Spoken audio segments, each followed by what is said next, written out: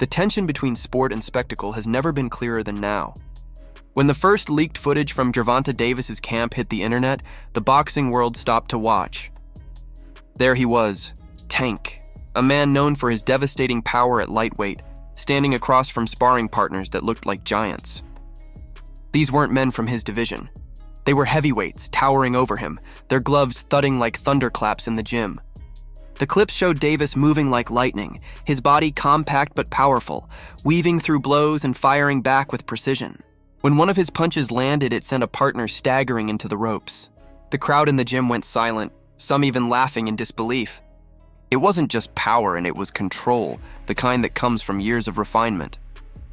This wasn't a man scared of size. It was a man redefining what weight limits meant when skill was on your side. His team reportedly organized these brutal sessions for one purpose: to silence the critics.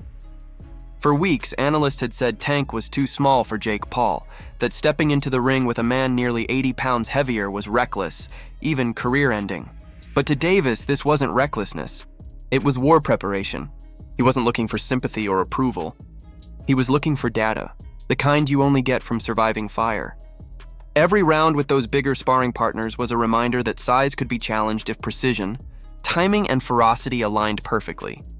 Meanwhile, Jake Paul continued doing what he does best: controlling the narrative. He's not just a fighter, he's an orchestrator of attention. Every fight he picks feels engineered for drama. The matchups are never random, they're strategic, designed to tilt the odds while maintaining just enough danger to make it believable. That's Jake's gift. He plays both sides of the fight, the underdog story and the showman's dominance. Against Gervonta Davis, the size difference alone was enough to set the internet ablaze. Fans couldn't help but ask, is this bravery or exploitation? For promoter Eddie Hearn, it's neither, it's business. He doesn't hide his disdain for what he calls the freak show era of boxing, where entertainment outweighs authenticity. It's not boxing, he said bluntly. It's a show. It'll do massive numbers, but it's not the sport we love. Hearn's tone was one of reluctant acceptance, acknowledging that while he wouldn't involve himself in such events, he understood their appeal. After all, numbers don't lie. The same people who claim to hate these fights are often the first to stream them, tweet about them, and argue over them online. For others, the moral line feels blurrier. Former champion Paulie Malignaggi called it what it is: an exhibition. No betting, no rankings, no belts. Just cameras, contracts, and a mountain of money. To him, it's theater with gloves. People forget, he said, an exhibition isn't meant to be a real fight. It's a performance. He even compared it to WWE. Dramatic, larger than life, but ultimately scripted for reaction. You can't bet on this, he reminded fans. It's not sanctioned. It's entertainment. That honesty struck a nerve. Many fans want to believe every punch has stakes. But in a setup like this, maybe the real fight isn't in the ring, it's in perception. Still, there's something dangerous in underestimating Tank Davis. Despite the noise, despite the circus, those close to him say he's locked in. Every interview, every stare down, every word he's spoken carries the same calm he had before facing men like Ryan Garcia and Leo Santa Cruz. The same deadly focus. This fight, exhibition or not, is personal for him. He's fighting not just Jake Paul, but what Paul represents, the blurring of the line between sport and spectacle. For Davis, this is a defense of the craft, a stand for boxing's soul against an influencer's empire. Analysts like Wade Plemons see Jake Paul differently. To him, Jake is a manipulator, a strategist who uses ego and fame as weapons. Jake knows how to pull people into his orbit, Plemons said. He makes them part of his world, his narrative. He argues that Paul's genius isn't in his jab, but in his psychology. By dangling the promise of money, fame, and exposure, he's drawn fighters from traditional boxing into his arena, his rules.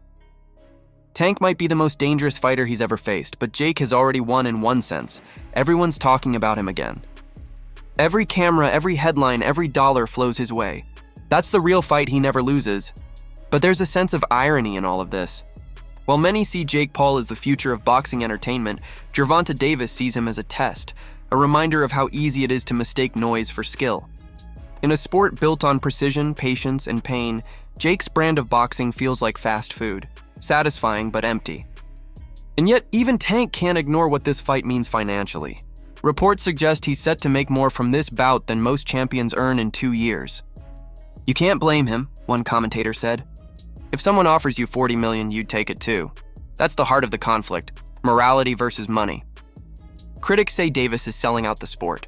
Supporters say he's smart enough to play the game. And while fans debate ethics, Tank trains like his legacy depends on it. Every clip from his camp shows a man obsessed with timing, movement, and power. Every sparring partner he drops is another answer to those who doubt him. Still, the questions remain. What happens if Jake lands clean? What if size really does matter this time? Paulie Malignaggi put it best. If the gloves are small, either man can hurt the other. But if they're big, we might be watching more of a show than a fight. The uncertainty is what makes it irresistible. Everyone knows it's absurd, a lightweight against a cruiserweight, and yet no one can look away. In the end, this fight represents a crossroads for boxing itself. If Jake Paul wins, the influencer era solidifies. Boxing becomes a stage for fame, not belts. If Tank wins, it reclaims a bit of its dignity, proof that skill and heart still trump size and spectacle. But even that victory comes with compromise, because no matter who wins, Jake Paul will have already changed boxing forever. He's dragged it into the digital age where entertainment and athleticism share the same ring. For Tank, this fight is legacy disguised as business. For Jake, it's business disguised as legacy. And for the rest of us, it's a mirror reflecting the strange truth of modern sports. We crave authenticity, but we pay for chaos. The cameras will flash, the crowd will roar, and two men from completely different worlds will step between the ropes. One fights for respect, the other for relevance. The line between them will blur until the final bell.